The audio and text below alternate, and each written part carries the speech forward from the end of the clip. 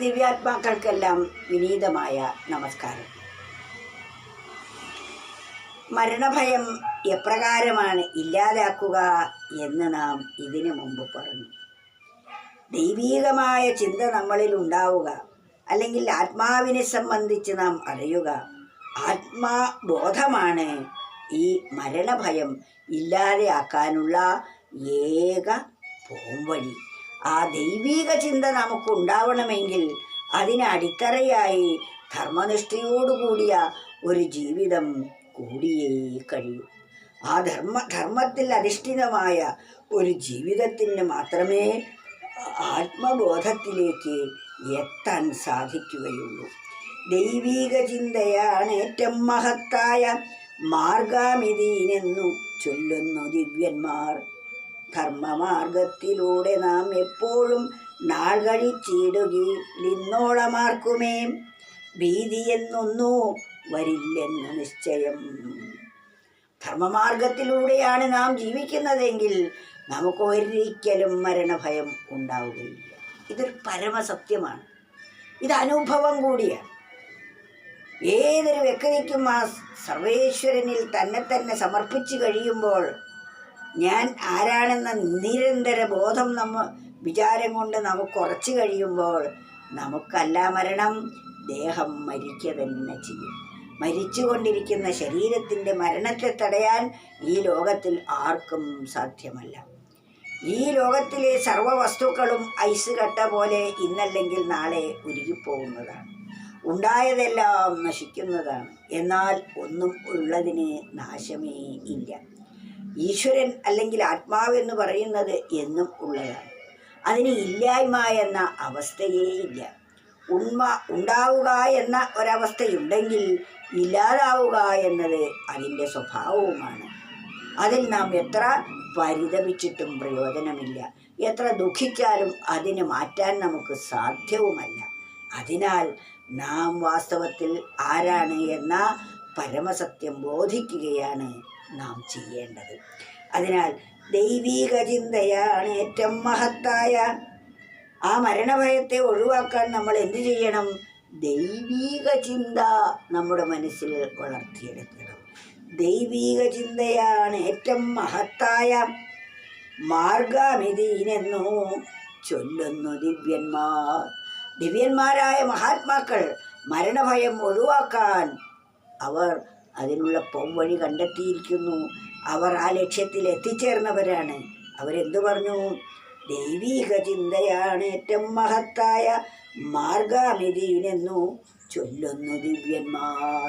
ദിവ്യന്മാരായ മഹാത്മാക്കൾ ദൈവീക ചിന്ത നമ്മുടെ മനസ്സിൽ എടുക്കുക എന്നതാണ് ഈ ഭയത്തെ ഒഴിവാക്കാനുള്ള പോംവഴി. എന്ത് ഭയം? മരണഭയം. മരണഭയം ഇല്ലാത്ത ഒരു ജീവിയും ഈ പ്രപഞ്ചത്തിൽ ഇല്ല തന്നെ.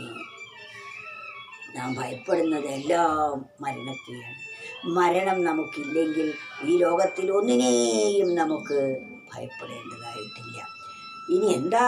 ആ ദൈവീക ചിന്ത നമുക്ക് നിലനിൽക്കണമെങ്കിലും അത് യഥാർത്ഥമായി നമ്മളിൽ രൂഢമൂലമാകണമെങ്കിലും ധർമ്മമാർഗത്തിലൂടെ നാം എപ്പോഴും നാൾ കഴിച്ചിടുകിലിന്നോളമാർക്കുമേ.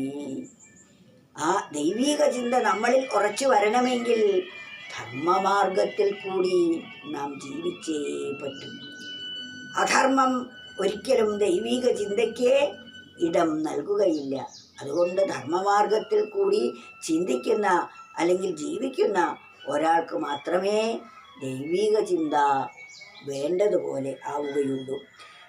ധർമ്മമാർഗത്തിലൂടെ നാം എപ്പോഴും നാൾ കഴിച്ചിടുകിലിന്നോളമാർക്കുമേ. ധർമ്മമാർഗത്തിലൂടെ എന്താ ധർമ്മം?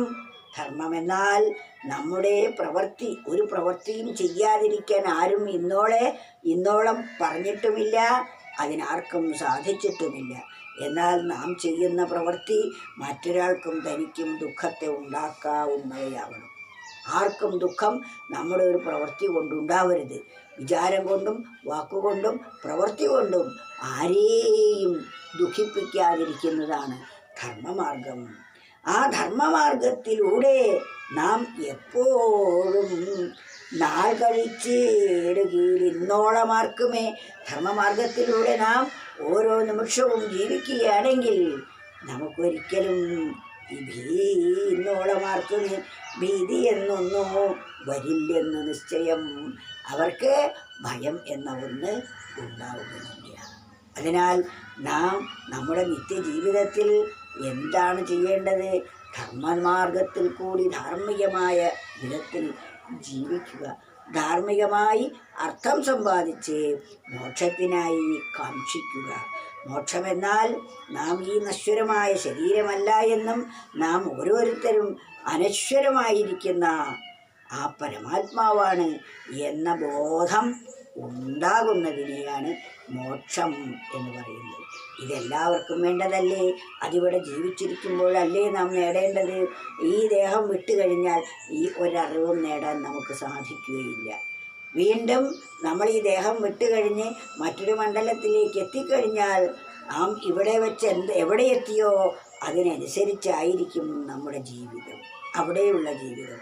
അത് കഴിഞ്ഞ് വീണ്ടും വരുമ്പോൾ ഈ സംസ്കാരം തന്നെയായിരിക്കും ഉണ്ടാവുക, ഈ നേടിയത്. അത് തുടർന്ന് വീണ്ടും നമ്മൾ മുന്നോട്ട് പോകുന്നു.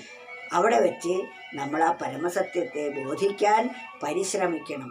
അത് ഇപ്പോഴേ വേണം, മരിച്ച ശേഷം അത് സാധ്യമല്ല. വീണ്ടും ജനിച്ചാൽ നാം എങ്ങനെയാണ്, എവിടെയാണ്, ഏത് രൂപത്തിലാണ് എന്നൊന്നും നമുക്ക് നിർവചിക്കാൻ സാധിക്കുകയില്ല. അതുകൊണ്ട് ഇപ്പോൾ കിട്ടിയ ഈ അവസരത്തെയാണ് നാം ഏറ്റവും ശ്രേഷ്ഠമായ വിധത്തിൽ വിനിയോഗിക്കേണ്ടത്. അതുകൊണ്ട് ദൈവീക ചിന്തയാണ് ഏറ്റവും മഹത്തായ മാർഗാമിതിനെന്നു ചൊല്ലുന്നു ദിവ്യന്മാർ. ധർമ്മമാർഗത്തിലൂടെ നാം എപ്പോഴും നാൾ കഴിച്ചിടുകയിൽ ഇന്നോളമാർക്കുമേ ഭീതിയെന്നൊന്നു വരില്ലെന്ന് നിശ്ചയം. ധർമ്മമാർഗത്തിൽ കൂടി നാം സഞ്ചരിക്കുകയാണെങ്കിൽ ഭയം എന്ന ഒന്നൊന്ന് നമുക്കുണ്ടാവുകയേയില്ല. നാം എപ്പോഴും സുരക്ഷിതരായിരിക്കും. ആ സുരക്ഷാബോധമാണ് നമുക്ക് വേണ്ടത്. അത് നാം ജീവിക്കുമ്പോഴാണ് നേടിയെടുക്കേണ്ടത്. ഇത് നേടേണ്ട സമയം ഇപ്പോൾ ഈ ജീവിതത്തിൽ വെച്ചാണ്. ഇവിടെയാണ് അതിനുള്ള അവസരം. അതിനാണ് നാം ഈ ദേഹമെടുത്ത് ഭൂമിയിൽ വന്നിരിക്കുന്നത്. ഭൂമിയിൽ നിന്ന് നേടാൻ കഴിയാത്തത് മറ്റെവിടെ നിന്നും നേടാൻ സാധിക്കുകയില്ല. അതുകൊണ്ട് ഇപ്പോൾ കിട്ടിയ ഈ അവസരത്തെ നമ്മൾ വേണ്ടതുപോലെ വിനിയോഗിച്ചാൽ നാം ധന്യധന്യരായിത്തീരും. നാം അമൃതത്വത്തെ പ്രാപിക്കും. നാം മരിക്കാത്തവരാണെന്ന പരമസത്യം നമുക്ക് ബോധ്യമാകും. മരണത്തെ ഒഴിവാക്കാൻ ആരാലും സാധ്യമല്ല. പക്ഷേ ഞാൻ ആരാണെന്ന് ബോധിക്കുമ്പോൾ ഈ ദേഹത്തിൻ്റെ മരണം നമുക്ക് നോക്കിക്കാണാൻ സാധിക്കും. നാം അമർത്യരായിരിക്കും, നാം മരിക്കാത്തവരായിരിക്കും. മരിക്കാത്ത നമുക്ക് നമ്മുടെ ദേഹം മരിക്കുന്നത് നോക്കിക്കാണാൻ കഴിയും, നമുക്ക് ആത്മബോധം ഉണ്ടായാൽ. ആ ബോധത്തെയാണ് നാം നേടേണ്ടത്. ദൈവീക ചിന്തയാണ് ഏറ്റവും മഹത്തായ മാർഗാമിതീനെന്നു ചൊല്ലുന്നു ദിവ്യന്മാർ. ധർമ്മമാർഗത്തിലൂടെ നാം എപ്പോഴും നാൾ കഴിച്ചിടുകയിൽ ഇന്നോളമാർക്കുമേ ഭീതിയെന്നൊന്നു വരില്ലെന്നു നിശ്ചയം.